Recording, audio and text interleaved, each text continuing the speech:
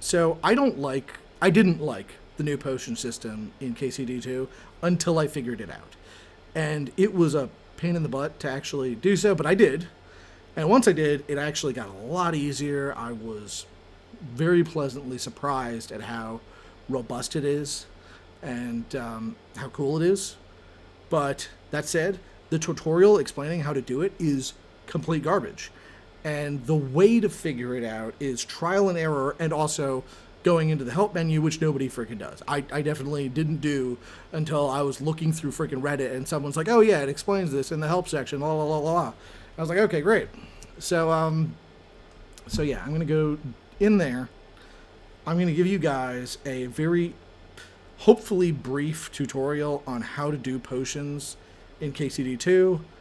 Now, I'm going to be honest, I don't have the energy to like clip this into a really nice, graphically engaging kind of explainer like I've done with, one of my previous videos, because like I just don't have the energy for that. Like this tutorial is probably going to take like 15 minutes. And if I cut it into a nice video, the last video I cut that was like really nice with like the music and the graphics, whatever, that literally took me hours to do. So I'm just not going to do that. I'm just going to show you guys how to brew some freaking potions. All right, let's roll before you guys get super, super bored. Okay, cool. So the first thing to keep in mind with potions is that it depends on your skills. All right. Specifically your alchemy perks. Now, your alchemy levels up when you brew potions and when you read books and do training and blah, blah, blah, whatever. The things that matter are, okay, secret of matter and secret of equilibrium. These are two sides of the same coin. On the one hand, secret of matter gives you extra potions for successes. So you successfully make a potion and you get an extra 1 potion, or you get an extra 2 potions. Or sorry, yeah, extra 3 potions. Good lord. So that's a lot of potions. The flip side of that, and these are mutually exclusive perks. If you pick one, you can't pick the other. There's secret of equilibrium, which will ignore one error, one screw up on your part every time you make a potion. I don't know how far this extends because I haven't actually played with these two. By the way, you can have 1 secret of matter and 1 secret of equilibrium. You can double up. But yeah, you can't have, like I said, they're mutually exclusive, so you can't have all 4 perks. You can either have 2 of one or 1 of each. The other thing you can have is Secret of Secrets, which comes available at level 16, which, if you follow the recipe precisely and your brewing time is perfect, you can brew potions of exceptional quality, which the ordinary herbalist can only dream of. Now, these are called Henry's potions.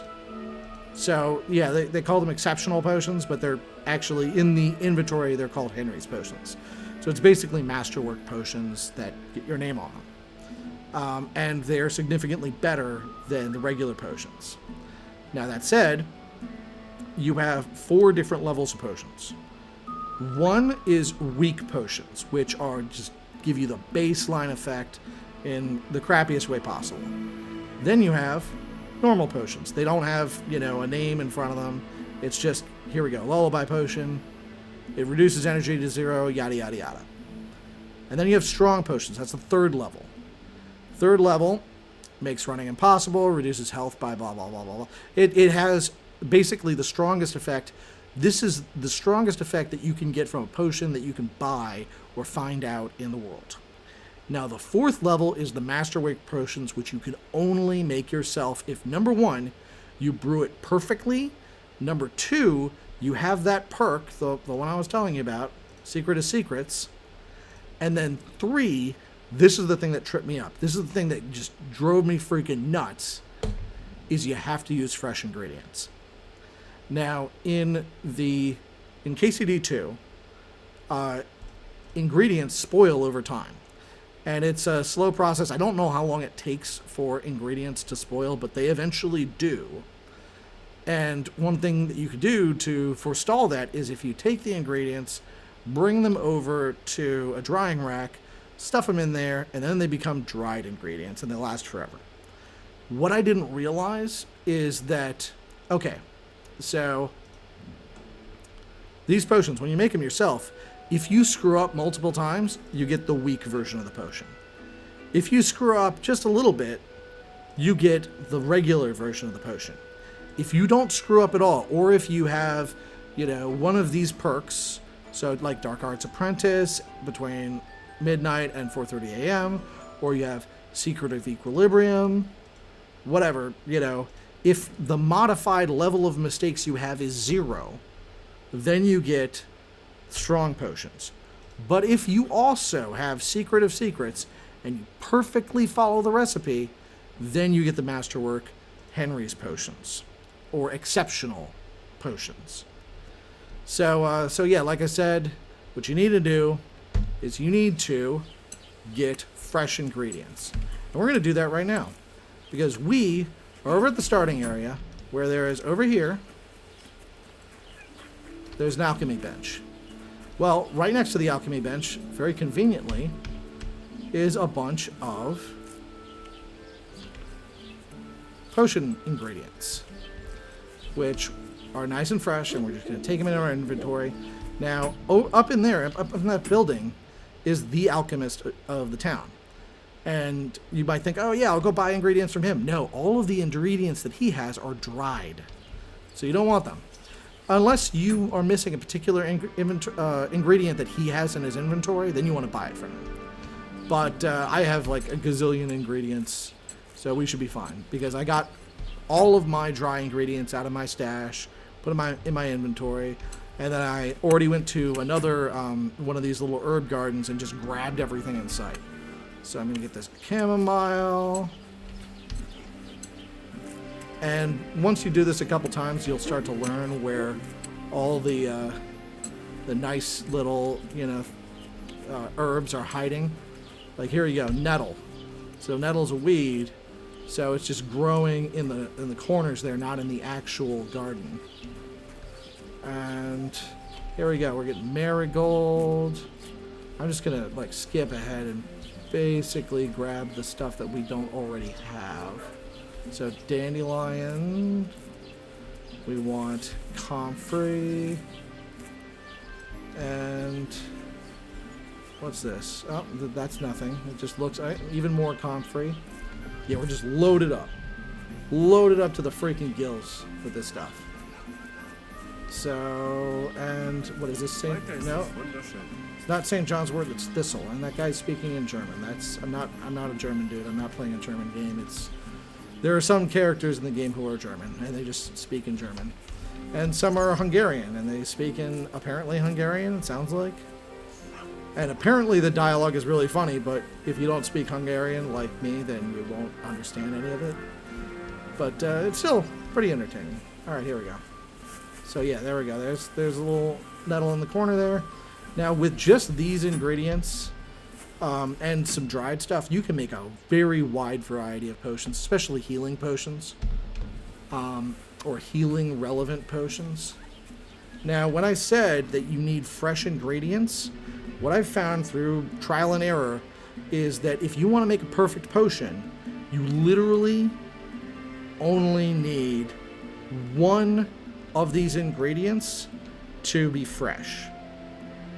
It might work better. You might have, if you have like 3 ingredients in the recipe, it might help if like 2 are fresh.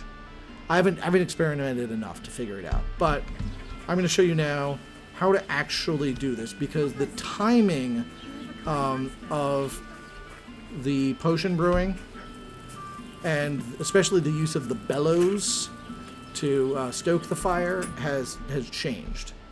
So let's take a look. Let's find one that'll show you everything. Artemisia, no. Digestive. Let's give you the bane poison. There we go. This is perfect. Alright, so I'm going to show you guys how to do this. Alright, so you will need wine, a handful of wormwood, 2 handfuls of belladonna, and a fly agaric. Number 1, add the wormwood to the cauldron and boil for 2 turns. 2, grind the belladonna and add to the cauldron. 3, boil for 1 turn using the bellows. 4, add the fly agaric to the cauldron. And 5, distill. So this is a good recipe because it's going to show you pretty much everything. Everything that I'm talking about, all the stuff that tripped me up. So the first thing is you need wine. You take that, stick it in there. Alright, so one of the things that tripped me up before is I'm going to hit the Q button right now to pull the bellows. This is what you needed to do to boil things in the last game. But we don't actually need to do that anymore because this is the future.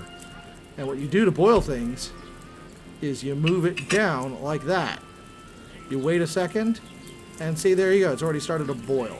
Now, mind you, the liquid effects for the graphics card I'm using, at least, look really weird. It doesn't look like it's actually boiling. That's what apparently boiling wine looks like.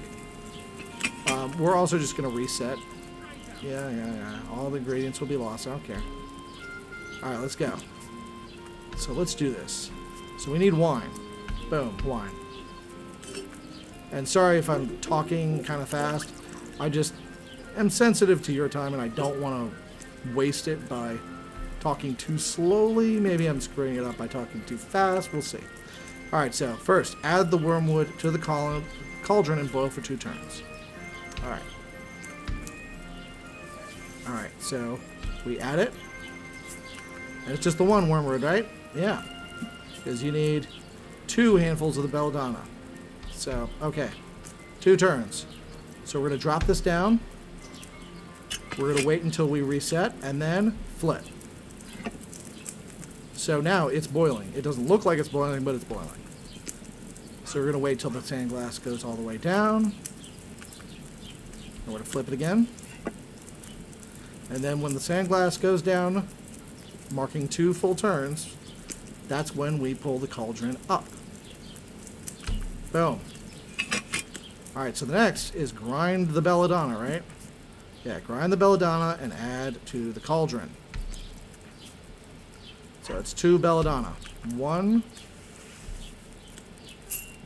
2.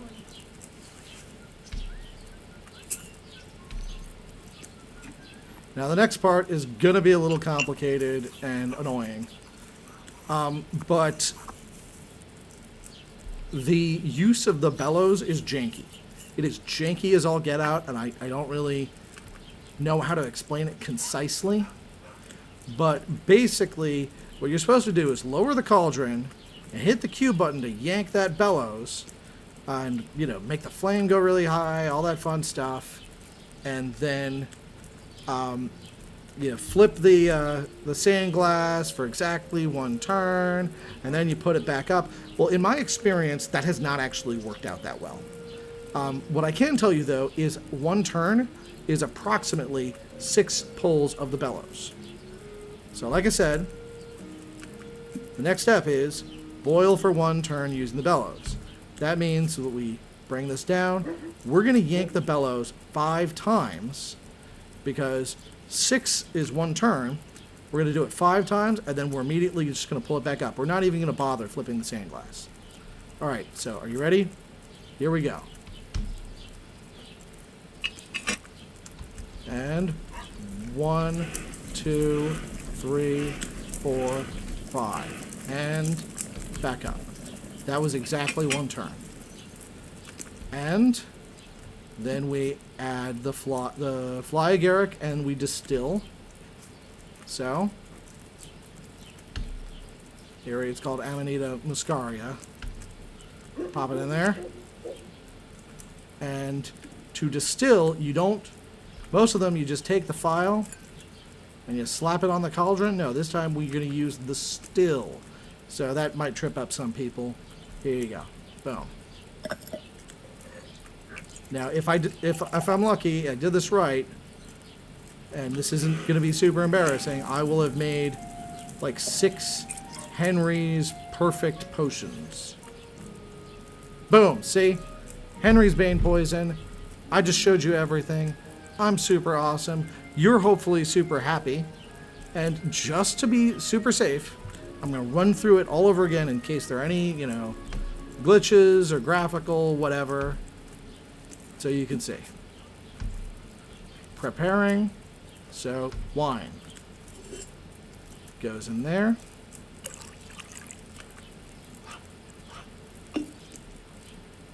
Wormwood goes in there.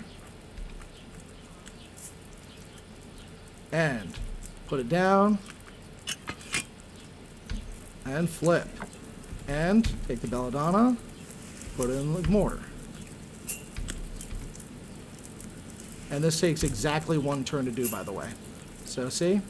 Boom. That's a way to save yourself a little bit of time, is putting 2 pieces of ingredients in the mortar. Takes 1 turn. And up. Grind.